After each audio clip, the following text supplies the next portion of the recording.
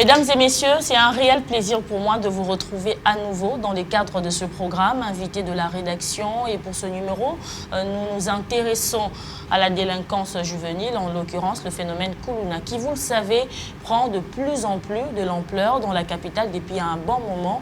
Un phénomène qui dérange en tout cas la quiétude des Kinois. Une question s'y pose, quelles sont les stratégies à mettre en place pour éradiquer ce phénomène? Comment réinsérer dans la société ce jeune? C'est quoi le vrai problème? Nous allons en tout cas tenter de répondre à toutes ces questions avec notre invité. Il s'appelle M. Alain Kabassele. Il est président de l'ASBEL. Je suis manager. Soyez le bienvenu dans Invité de la rédaction. Merci beaucoup, Madame Naomi Kev. C'est un plaisir et un honneur pour moi d'être reçu dans... Alors, comme je le disais tantôt, nous parlons justement de la délinquance juvénile, mais nous nous basons plus sur ces phénomènes Koulouna qui a pris vraiment de l'ampleur depuis un bon moment dans la capitale. D'abord, pour commencer, quelle lecture vous faites de ce phénomène? Bon, la lecture, il faut comprendre que la délinquance juvénile, là, en l'occurrence, vous parlez du phénomène Koulouna, c'est un problème qui peut être compris comme une conséquence. Alors, il faut comprendre que cette conséquence est liée à l'histoire de notre pays. Parce qu'on ne peut pas dire que c'est aujourd'hui que cette histoire a commencé, bien que ça a pris les corps aux années 2000. Mais à mon humble avis, je pense que s'il faut lire l'histoire, vous allez voir, il y a une cause qui est si lointaine. Nous pouvons prendre l'exemple de la zaïrianisation. Si vous vous rappelez bien, aux années 1971, il y avait un problème de l'expropriation sur la question des entreprises avec les expatriés. Cette question-là a fait entrer beaucoup de personnes en chômage faute de la mauvaise gestion de ces entreprises. Alors beaucoup de parents n'étaient pas à mesure de régler la situation au niveau de la cellule de base de l'éducation qui est donc la famille. Alors tout ça, il faut comprendre que c'est une question d'une mauvaise politique économique de l'État. La faute revient à l'État dans un sens de grand ensemble. Mais les partis sont vraiment partagés. Parce que l'État est composé de personnes humaines. Je te l'ai dit tout à l'heure ici que dans le couloir, que l'État est composé de personnes qui ont l'esprit, le corps et l'âme comme nous. Moi et toi, nous faisons partie de l'État. Alors, il faut citer chaque partie prenante, par exemple, les familles, par exemple, les églises, les écoles, les établissements d'enseignement supérieur et universitaire. Nous pouvons prendre les clubs de sport aussi. Et les associations sont multilucratifs, ils ont aussi une part de responsabilité. Et aussi, ces groupuscules des terroristes qui font des choses illégalement, ils font partir de cette question. Donc voilà, donc d'une manière panoramique, la véritable cause partant de son origine lointaine. Alors vous parlez justement des causes qui sont liées à des origines lointaines. Vous avez cité plusieurs aspects. Commençons d'abord par, vous dites que la responsabilité, elle est partagée. Vous avez cité l'État, vous avez parlé de la famille. Je préfère qu'on commence au niveau de la famille. Où est le problème? Au niveau de la famille, le problème se situe à quel niveau par rapport à ce phénomène? Au niveau de la famille, le problème revient aux parents. Un parent a une part de responsabilité. Bien entendu qu'il vit dans une nation qui a donc de grandes lignes qu'il doit suivre, mais l'État doit donc faire sa police. Nous avons eu à faire, nous pouvons observer dans la société congolaise, il y a des parents qui ne savent que donner des enfants, mais ne savent pas répondre à leurs responsabilités. Quand vous avez déjà commencer à devenir parent, il faut savoir qu'un parent a ses droits vis-à-vis des enfants. C'est d'une manière réciproque. Les parents ont les droits et les devoirs, les enfants aussi ont les droits et les devoirs, c'est comme ça que ça se passe. Alors, à partir du moment où la cellule de base échoue déjà à une orientation qu'il faut pour ces enfants-là, qu'est-ce que vous allez vous attendre? Alors, c'est comme ça que la part va revenir maintenant dans d'autres parties en termes de récupération. Parce que les églises... Mais on doit quand même dire qu'il y a un problème de crise éducationnelle au niveau de la famille. Bien entendu, oui. Les parents ont failli à leur mission, quelque part. C'est comme ça que ces jeunes se donnent à ce pratique. Les parents ont failli parce qu'il y a un problème de moyens, selon vous, ou c'est un problème de volonté? Tout fait partie. Il y a un problème de moyens, bien sûr. Mais quand vous savez vos responsabilités, peu importe le milieu, peu importe les conditions, je pense que vous avez le devoir de mettre en place votre leadership personnel. Parce que les parents est un leader. Un parent, maman, papa qu'il soit, c'est un leader qui doit mettre aussi ses compétences de leadership sur la question de sa famille. Étant donné que l'État, lorsqu'il ne répond pas, si un parent déjà échoue à l'orientation qu'il faut à ses enfants, un parent qui ne sait pas prendre les responsabilités des enfants comme vous pensez qu'il est possible de pouvoir donner des instructions à un enfant qui n'a pas, par exemple, mangé? Vous pensez que cet enfant sera en mesure d'obéir? C'est ce que je dis. Ça, c'est une question de management parce qu'un parent, déjà, moi je l'ai dit toujours, le management est une culture qui est d'abord divine parce que Dieu nous a donné cette responsabilité en disant que cultiver et garder. C'est-à-dire c'est une responsabilité de gérer. Lorsqu'un parent déjà, il faut savoir son origine confessionnelle, il peut être musulman, il peut être bouddhiste, il peut être chrétien, il a déjà, on sous-entend qu'il a 2 valeurs spirituelles parce que ce sont les valeurs spirituelles qui sont fondées dans les chefs de chaque famille. Quand une famille sait déjà envoyer son enfant dans une église qui sont vraiment fondées dans les valeurs spirituelles, pas de valeurs spirituelles qui sont inversées aujourd'hui. Lorsque les valeurs spirituelles sont inversées, en ce moment-là, vous allez trouver maintenant que les églises aussi échouent. Pourquoi? Parce que l'État n'a pas une vision de la police comme il faut. Il n'y a pas l'inspection proprement dite sur la question des églises. C'est pourquoi les églises, comme il s'agit de foi, par exemple, moi je suis de la foi chrétienne, lorsque vous avez affaire à un pasteur qui n'a pas une vision spécifique, il n'est même pas mandaté pour la question de l'éducation spirituelle de citoyens congolais. Vous attendez à quoi? À la malédiction. Et cette malédiction aussi, c'est une cause qui produit ce genre des effets dans la société. Et c'est comme ça qu'on rate la société congolaise. On doit dire aujourd'hui, vous avez dit aussi la part revient également à l'université avant d'arriver au niveau de l'université qui doit aussi récupérer. Allons un peu au niveau de l'État congolais. Aujourd'hui, il y a cette histoire de Kanyamaka CC où après avoir arrêté ces Kuluna, si on peut les appeler comme ça, ils sont envoyés en formation. N'est-ce pas? C'est aussi déjà un grand pas au niveau du gouvernement pour essayer de éradiquer ces phénomènes. L'initiative, elle est bonne. Il faut reconnaître les parts de l'État, bien que c'est limité, mais l'État vraiment devait jouer dans le sens de l'incarnation aussi de la gestion du Christ envers l'Église. Vous savez, Christ, il a pris le temps de payer les prix pour que ceux qui croient en lui puissent marcher dans la réussite de ce dont il a payé les prix. Voyez-vous, si l'État déjà essaye d'organiser les choses d'une manière sérieuse, d'une manière préventive, c'est-à-dire parce que gérer, c'est prévoir. Gérer, ce n'est pas apporter un modèle curatif seulement quand il y a un problème. On prévient des choses connaissant que telle histoire pourra se naître dans les jours à venir. Voilà ce que, voilà, les gestions préventives, toutes ces choses-là, si l'État s'est préparé vraiment en conséquence sur cette situation, parce que ça prend le contexte de l'éducation nationale. Voyez-vous, l'éducation nationale a plusieurs parties. On peut prendre aussi le ministère des Affaires sociales, on peut prendre la formation professionnelle, tout ça, ça fait partie. Mais lorsque l'éducation nationale n'a pas été mise en place sur base des analyses proprement dites sur la question de nos véritables problèmes, nous en marketing, pour bien gérer une entreprise, bien pallier au problème de l'entreprise, il faut faire une analyse, soit regardez vos faiblesses, quelles sont vos forces. À partir du moment où nous allons comprendre nos véritables problèmes, nous mettrons maintenant dans le système éducationnel national un système approprié à nos problèmes d'une manière préventive. Et dans les jours à venir, il y aura des méthodes et des compétences pour pérenniser cela. Et c'est comme ça que l'État va se retrouver. Mais quand l'État gère seulement, par exemple, cette histoire-là de service national, c'est bon. Quelle lecture vous faites justement de cette formation? Comment vous jugez ça? Elle est bonne, il faut reconnaître qu'elle est bonne, mais seulement il paraîtrait que ça ne réussit pas d'une manière générale parce qu'il y a des Kuluna qui fouillent. Il y a des Kuluna qui... on a vu des images qui c'est un acte de bravoure, il faut louer ça, mais ils ne sont pas les seuls. Il y en a encore, voyez-vous. Alors c'est pourquoi l'État doit réfléchir vraiment dans les sens fondés. Comment est-ce qu'ils peuvent faire? Parce que c'est une cause lointaine, que tout le monde aussi doit jouer sa part. Il ne faut pas laisser cette responsabilité seulement à l'État. Il faut que le leadership personnel de chaque parti joue son rôle comme il se doit, et l'État maintenant sa responsabilité de faire les inspections comme il faut. Parce que des fois les choses échouent, parce que tout le monde fait les choses selon qu'il le veut. Vous avez parlé de causes lointaines, vous avez dit l'État a une grande responsabilité, tout comme le parent. Est-ce que vous pensez qu'aujourd'hui, les conditions socio-économiques que nous connaissons tous peuvent être à la base de cette situation que nous voyons aujourd'hui sur le terrain? Parce que la plupart de ces jeunes, ça donne à des pratiques comme de vol, par exemple.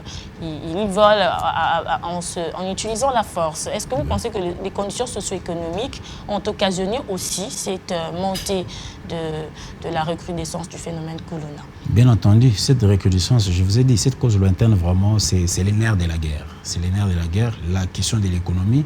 Lorsque l'État ne parvient pas à mettre une bonne politique de l'économie, en tout cas, nous allons échouer à tout prix.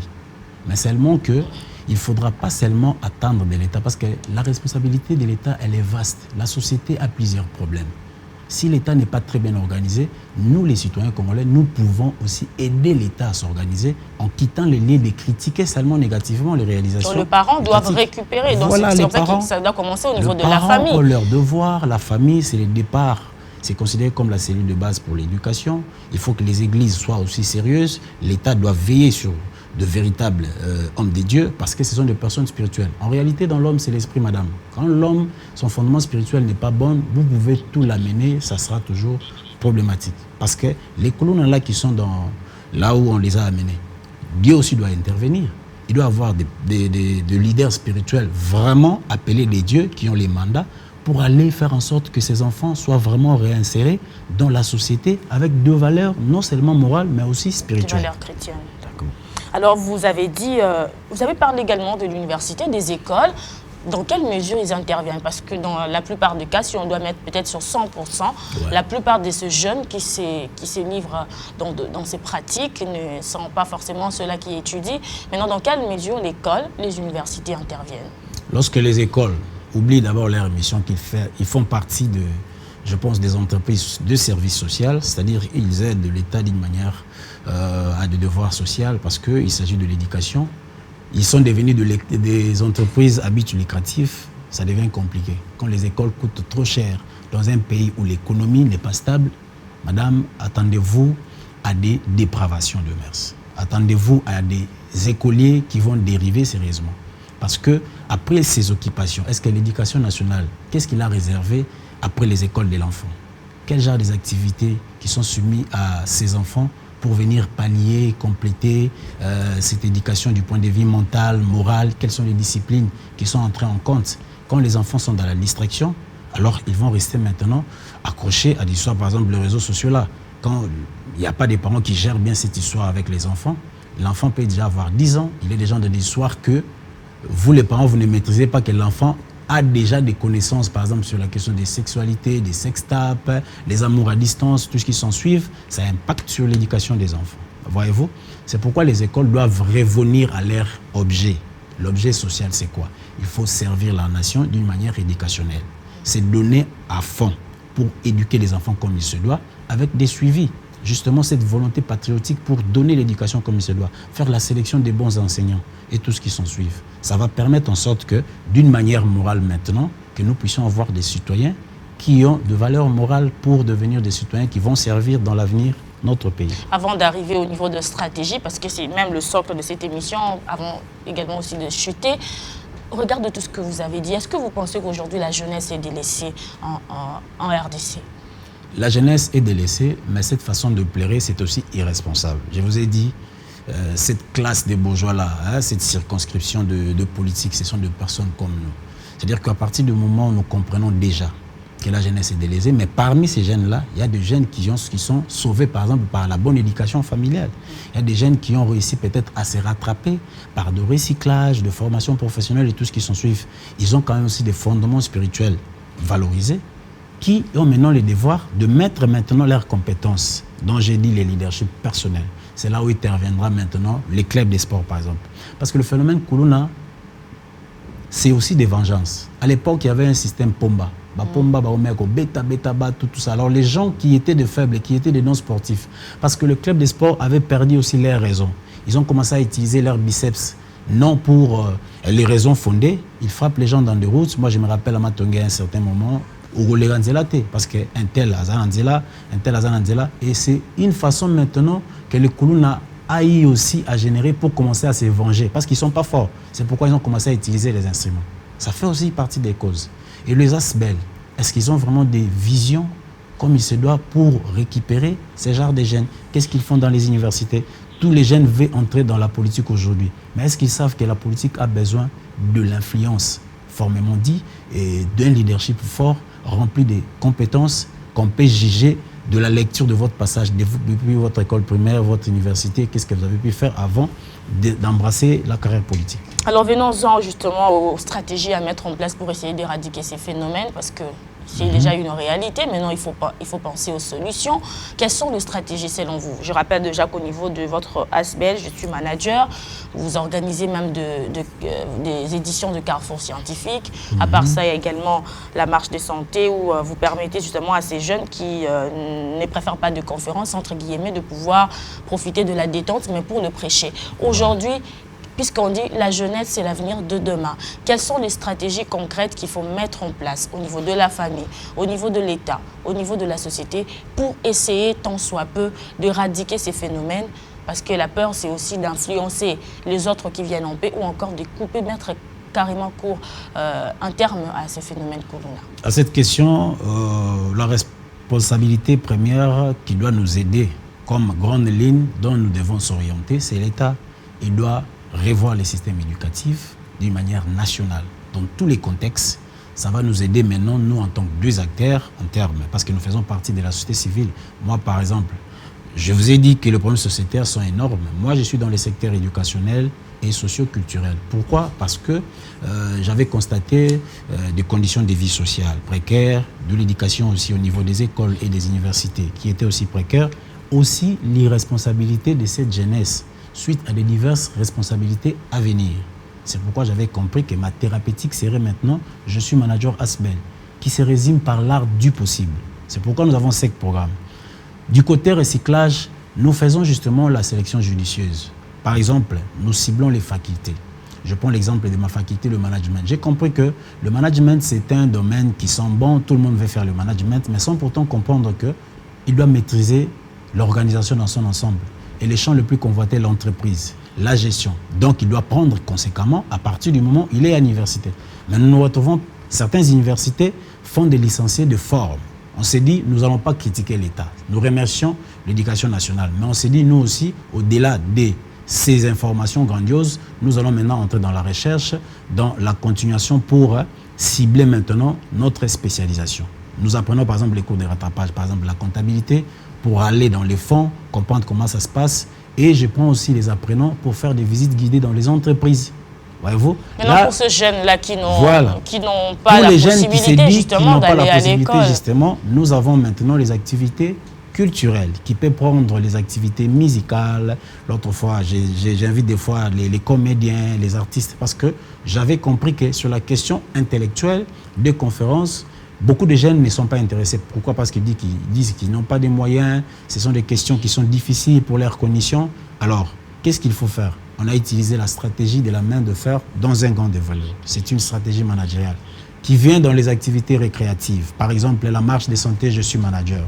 C'est une marche de santé qui prend l'ensemble de professionnels, des étudiants, des écoliers et tous ces jeunes-là que vous appelez des barbares.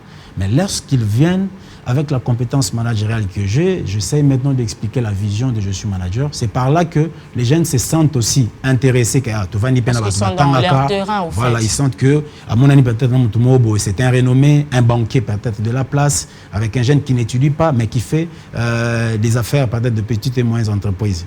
Nous pouvons prendre informel, cabine, tu vois, les coopérants, ils viennent dans la marche de santé. Quand je donne la prédication, vous comprenez qu'ils se sentent aussi intéressés. Il y a ceux qui viennent aussi pour faire maintenant, parce que nos organisations aussi, dans les programmes de recyclage, il y a des collaborations que je fais pour les cours d'entrepreneuriat, les cours de rattrapage, le leadership transformationnel et tout ce qui s'ensuit. Bien que, faute de moyens, on s'est dit, nous ne pouvons pas attendre jusqu'à ce qu'on aura le partenaire officiel de grandes mesures ou peut-être de parrain, mais nous essayons avec les moyens des bords pour répondre à ces problèmes et éradiquer à cela. Vous avez dit au niveau de l'État, il faut mettre une bonne politique pour récupérer ces jeunes à travers notamment de formations, comme vous l'avez dit. Voilà. Au niveau de la famille, qu'est-ce qu'il faut faire? Au niveau de la famille, il faut que les familles soient aussi sincères. Parce que les familles, lorsqu'ils n'aident pas l'État, on voit par exemple quelqu'un qui a tué son frère avec un coup de machette. Il doit subir la peine. Mais la famille, on cache. On s'est dit, voilà, pourquoi les familles cachent? Est-ce que vous aimez la société? Il faut la société aussi, il faut que l'État soit aussi responsable. Il doit y avoir des procédures judiciaires appropriées pour ces jeunes. Pas seulement de formation. Je prends l'exemple, la prison Makala. Ça doit être très bien organisé. S'il doit avoir les endroits très, très organisés, c'est en prison. Parce que prison là-bas, c'est un centre de rééducation. Ces jeunes-là, lorsqu'ils vont, comment est-ce qu'on les traite? Il ne faut pas seulement que ça soit Kanyamaka, c'est bien sûr, c'est un endroit, mais il faut déjà partir de la prison qu'il y ait des conditions appropriées, des moyens de rattrapage, des moyens de prêcher ces jeunes. Il faut que l'État travaille en collaboration avec nous, la société civile, et surtout les associations sans but lucratif.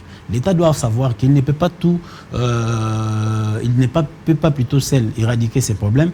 Il doit considérer chaque acteur dans son envergure, dans sa taille et ses compétences, apporter aussi la force étatique pour que ces histoires soient éradiquées d'une manière bonne et difforme. Ce sera certainement la dernière question. Nous sommes justement, nous vivons avec ce genre de personnes. Nous sommes souvent confrontés. À des moments, vous sortez, on vous attaque, ainsi de suite.